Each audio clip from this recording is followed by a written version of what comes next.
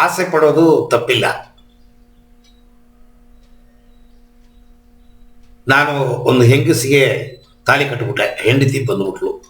ಇದು ಸರಳವಾದ ಎಕ್ಸಾಂಪಲ್, ಅದರಿಂದ ಇದನ್ನು ಹೇಳ್ತೀನಿ. ನಾನೇನು ಕೇಳ್ಕೊಂಬಂದಿದ್ದೀನಿ ಆ ಥರದ ಹೆಂಡತಿ ನಂಗೆ ಸಿಗ್ತಾಳೆ. ಆ ರೂಪು, ಕ್ಯಾರೆಕ್ಟರು, ಬಿಹೇವಿಯರು, ಆ್ಯಟಿಟ್ಯೂಡು. ನಮ್ಮನೆ ಪಕ್ಕದ ಮನೆಯಲ್ಲಿ ಒಬ್ಬ ಹೊಸದಾಗಿ ಮದುವೆ ಆದ ಅಂತ ಇಟ್ಕೊಳ್ಳಿ, ಅವನಿಗೆ ಒಬ್ಬಳು ಹೆಂಡತಿ ಸಿಗ್ತಾಳೆ. ಅತಿ ರೂಪಲಾವಣ್ಯ ಸುಂದರಿ. ಈ ಥರ ನನ್ನ ಹೆಂಡತಿ ಸಿಕ್ಕಿದ್ರೆ ಚೆನ್ನಾಗಿರ್ಬೋದಲ್ಲ ಅಂತ ನೆನೆಸೋದು ತಪ್ಪಿಲ್ಲ. ಅಯ್ಯೋ ನಂಗೆ ಈ ಥರ ಸಿಕ್ಕಿಲ್ವಲ್ಲ ಅಂತ ಕೊರಗೋದು ತಪ್ಪು ಒಂದು. ಎರಡನೇದು, ಹೇಗಾದರೂ ಇವಳ ನಾನು ಪಡಿಬೇಕು ಅಂತ ಅನ್ನೋ ಭಾವನೆ ಮಹಾ ತಪ್ಪು. ಗೊತ್ತಿದ್ದೇ ಒಬ್ಬಳಿಗೆ ತಾಳಿ ಕಟ್ಟಿದ ಮೇಲೆ ನಿಹದ್ದಾಗಿ ಆ ಒಬ್ಬಳ ಜೊತೆಗೆ ತಪ್ಪು ಆಲೋಚನೆಗಳು ಬೇರೆ ಕಡೆ ಬರದೇನೆ ಜೀವನ ಮಾಡೋದೇ ಉನ್ನತ ಜೀವನ. ಯಾಕೆ ಇದನ್ನ ಎಕ್ಸಾಂಪಲ್ ಹೇಳಿದೆ ಅಂದರೆ, ಗೊತ್ತಿದ್ದು ಸಂಸಾರ ಜೀವನವನ್ನ ನೀವು ಹಿಡಿದು ಬಿಟ್ರಿ. ಆತ್ಮಜ್ಞಾನ ಅಂತನ್ನೋದು ಏನು? ಸಂಸಾರ ಜೀವನದಲ್ಲಿ ಇದ್ಕೊಂಡು ಆತ್ಮಜ್ಞಾನವನ್ನು ಪಡಿಬೋದು. ಆದರೆ ಅದಕ್ಕೆ ಸಂಬಂಧಪಟ್ಟ ವಿಚಾರಗಳನ್ನು ನೀವು ಕಲಿತು ಮಾಡಕ್ಕೆ ಹೋದ್ರಿ ಅಂದರೆ ಬಿಡುಗಡೆ ಆಗೋಗುತ್ತೆ ಸಂಸಾರ. ಪ್ಯಾಸೆಂಜರ್ ಟ್ರೈನ್ನಲ್ಲಿ ಹೋದ್ರೂ ಊರನ್ನು ತಲುಪಬಹುದು, ಎಕ್ಸ್ಪ್ರೆಸ್ ಟ್ರೈನ್ನಲ್ಲಿ ಹೋದ್ರೂ ಊರನ್ನು ತಲುಪಬಹುದು, ಏರೋಪ್ಲೇನ್ನಲ್ಲಿ ಹೋದ್ರೂ ಊರನ್ನು ತಲುಪಬಹುದು. ನೀವು ಗೊತ್ತಿಲ್ಲದೆ ಪ್ಯಾಸೆಂಜರ್ ಟ್ರೈನಲ್ಲಿ ಕೂತು ಬಿಟ್ಟಿದ್ದೀರಲ್ಲ, ನಿಧಾನವಾಗಿ ಹೋಗಬೇಕು. ಇನ್ನೊಬ್ಬ ಏರೋಪ್ಲೇನ್ಲಿ ಹೋಗ್ತಾನ ಅಂತ ನಾನು ಪ್ರಯತ್ನ ಮಾಡಕ್ಕೆ ಹೋಗ್ಬಾರ್ದು. ನನಗೆ ಯೋಗ್ಯತೆ ಇಲ್ಲ ನನಗೆ. ನನ್ನ ಅರ್ಹತೆ ಏನು ಅಂತ ಅನ್ನೋದನ್ನ ನಾನು ತಿಳ್ಕೋಬೇಕು. Be loyal to your family. ಯಾವ ಜಾಗದಲ್ಲೂ ಸಂಸಾರನ ಬಿಟ್ಟು ಓಡಿ ಬಂದ್ಬಿಡು ಅಂತ ಎಲ್ಲೂ ಹೇಳಲಿಲ್ಲ.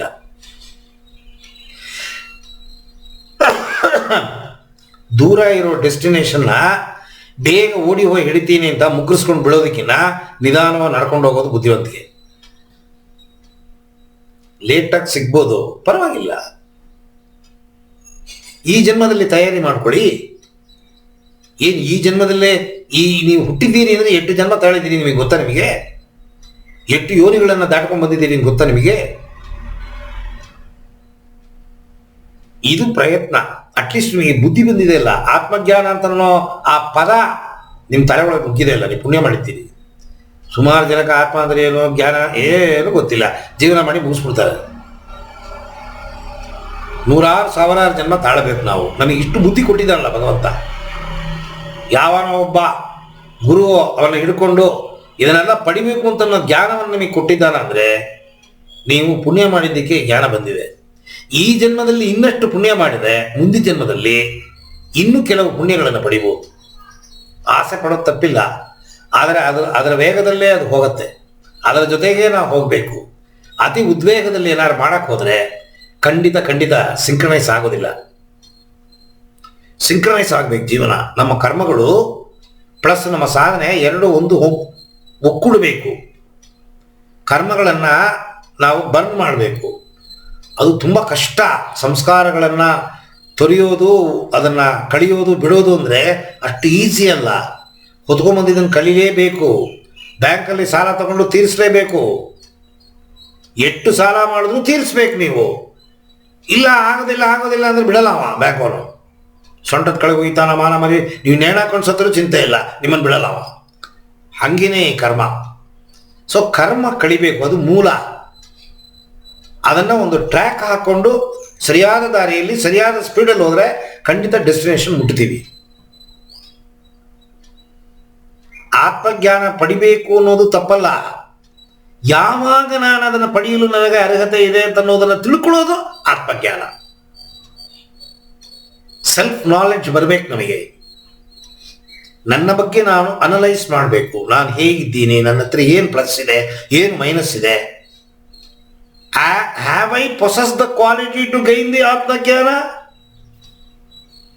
ನೀವು ಈ ಕ್ವಾಲಿಟಿ ಇರೋದಕ್ಕೆ ಮುಂದೆ ಕೂತ್ಕೊಂಡು ಮಾತು ಕೇಳ್ತಾ ಇದ್ದೀರಾ. ಇದೆಲ್ಲ ಹಿಡಿಸಲ್ಲ ಯಾರಿಗೂ. ಬೆಳಗ್ಗೆ 7 ಗಂಟೆಗೆ ಎದ್ದು ಈ ಮಾತನ್ನು ಕೇಳಬೇಕು ಅಂತ ಯಾವಣ ಬರ?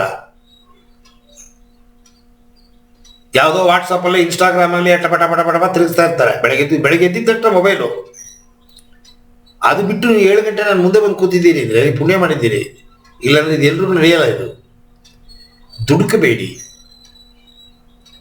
ದುಡ್ಡು ಮಾಡೋದಕ್ಕೋಸ್ಕರ ಏನೇನೋ ಅನೌನ್ಸ್ ಮಾಡ್ತಾರೆ. ಯೂಟ್ಯೂಬಲ್ಲಿ ವ್ಯೂಯರ್ಶಿಪ್ಪಲ್ಲಿ ದುಡ್ಡು ಸಿಗುತ್ತೆ ಅವರಿಗೆ. ಏನೇನೋ ಹಾಕ್ಬಿಡ್ತಾರೆ. ನನ್ನ ಹತ್ರ ಓಪನ್ ಆಗಿ ಯಾರು ಹೇಳೋದಿಲ್ಲ. ನೀವು ಸತ್ತರೆಟ್ಟು ಬಿದ್ದರೆ ಅವರಿಗೆಟ್ಟು.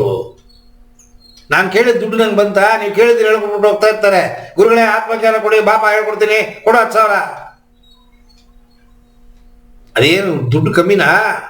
ಅಪ್ಪ ಎಷ್ಟು ದುಡ್ಡು ಕೇಳ್ತಾರೆ ಗೊತ್ತಾ? ಅದರಿಂದ ನೀವು ಬಂಡಕ್ಕೆ ಮರಳಾಗಬೇಡಿ. ನಿಧಾನವಾಗಿ ಹೋಗಿ. ಇದೇನು ರನ್ನಿಂಗ್ ರೇಸು, ಚಾಂಪಿಯನ್ಶಿಪ್ ಅಲ್ಲ ಇದು. ರಾಮಕೃಷ್ಣ ಪರಮಹಂಸರು ಎಷ್ಟು ಒದ್ದಾಡಿದ್ದಾರೆ, ರಮಣ ಮಹರ್ಷಿ ಎಷ್ಟು ಒದ್ದಾಡಿದ್ದಾರೆ, ಎಷ್ಟು ಜನ್ಮಗಳನ್ನು ಕಳೆದಿದ್ದಾರೆ ಅವರು ಆ ಸ್ಥಿತಿ ಬರಕ್ಕೆ. ನಾವು ಫೈನಲ್ ಎಂಡ್ ಪಾಯಿಂಟ್ ಅವ್ರಿಗೆ ಸಿಕ್ಬಿಡ್ತಲ್ಲ ಅಂತ ಆ ಫೈನಲ್ ಎಂಡ್ ಪಾಯಿಂಟ್ನ ಹೊಡಿಯೋಕೆ ಹೋದ್ರೆ ಮುಗಿಸ್ಕೊಂಡು ಬಿದ್ದೋಗ್ತೀವಿ ನಾವು. ಅವರು ನಮ್ಮ ಥರನೇ ಬಿದ್ದು ಎದ್ದು ಕೊನೆಗೆ ಮುಕ್ತಿ ಪಡ್ಕೊಂಡು. ಸೊ ಅಷ್ಟು ಈಸಿ ಅಲ್ಲ ನಾವು ಪಡೆಯೋದು. ಈಗ ರಾಘವೇಂದ್ರ ಗುರುಗಳೇ ಸಂಸಾರನ ಬಿಟ್ಟು ಹೋಗಿ ಅಷ್ಟೆಲ್ಲ ಮಾಡಿದ್ರು ಅಂತಂದರೆ ಎಷ್ಟೋ ಜನ್ಮಗಳಲ್ಲಿ ಎಲ್ಲ ಕಳೆದಿದ್ದಾರೆ ಅವರು. ಈಗ ನನ್ನ ಮಗ 26 ವರ್ಷಕ್ಕೆ ಮನೆ ಬಿಟ್ಬಿಟ್ಟಲ್ಲ, ಸನ್ಯಾಸಿ ಆಗ್ಬಿಟ್ಟ. ನನ್ನ ಕೈಲಾಗಲಿಲ್ವೇ? ನನ್ನ ಹೊಟ್ಟೆಯಲ್ಲಿ ಹುಟ್ಟಿದ ಮಗ 26 ವರ್ಷಕ್ಕೆ ಮನೆ ಬಿಟ್ಟ, ನನ್ನ ಕೈಲಾಗಲಿಲ್ವೇ? ನಾವೇನು ಪಡ್ಕೊಂಡ್ಬಂದಿದ್ದೀವಿ ಅದೇ ಸಿಗೋದು. ದುರಾಸೆ ಪಡಕ್ಕೆ ಹೋದ್ರೆ ಪೆಟ್ಟು ಬೀಳುತ್ತೆ. ಎಲ್ಲ ಭಗವಂತ ನಮ್ಮನ್ನ ಸರಿ ತಪ್ಪು ದಾರಿಯಲ್ಲಿ ನಡೆಸೋದೇ ಭಗವಂತ. ನನಗೆ ಮುಕ್ತಿ ಕೊಡಬೇಕು ಅಂತಿದ್ದರೆ ಬೇಗ ನಮ್ಮನ್ನು ತಗೊಂಡ್ಬಿಡ್ತಾನೆ. ಸೊ ನೀವು ಏನೋ ಅದು ಇದು ಎಲ್ಲ ನೋಡಿಕೊಂಡು ಏನೋ ಪುಸ್ತಕ ಓದಿಗೀದಿ ಮಾಡಿ ತುಂಬ ಅತಿ ಆಸೆ ಪಟ್ಟು ಬಿದ್ದೋಗ್ಬಿಡ್ಬೇಡಿ. ನಿಧಾನ ಹೋಗಿ. ರೈಟ್, ಸಬ್ಜೆಕ್ಟಿಗೆ ಬರೋಣ.